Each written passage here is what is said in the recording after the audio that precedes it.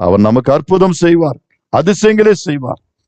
நாமும் நம்முடைய வாழ்க்கையில இப்பேற்பட்ட கசப்பு நிறைந்த சூழ்நிலைகளை நாம் கடந்து வரும் பொழுது நாம் முறுமுறுக்காமல், ஒருவர் மேல் ஒருவர் குற்றம் சுமத்தாமல், உன்னாலதான் இப்படி ஆயிற்று, உன்னாலதான் இப்படி நடக்குது, குடும்பத்தினுடைய சூழ்நிலை இப்படி தலைக்கீழாய் மாற காரணம், குடும்பம் கசப்பான ஒரு சூழ்நிலைக்கு தள்ளப்பட காரணம், ஆமேன், உன்னாலே என்னால் என்று சொல்லி ஒருவர் மேல் ஒருவர் குற்றம் சுமத்தாமல், ஆம் இந்த காரியம் எப்படி ஆயிற்று, எதனால் என்று சொல்லி அறிந்து தேவனிடத்தில் நம்ம அந்த காரியங்களை, அந்த பிரச்சனைகளை, ஆமேன், இந்த கசப்பான சூழ்நிலைகளை கர்த்தருக்கு தெரியப்படுத்தினால் அவர் எப்பொழுதுமே மனம் மாறுகிற தெய்வம் அல்ல.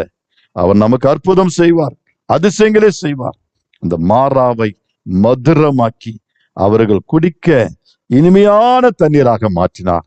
எனக்கு அருமையான தேவ ஜனமே, இந்த நாளிலே நாம் செய்ய வேண்டியது கர்த்தருக்கு தெரியப்படுத்த வேண்டும்.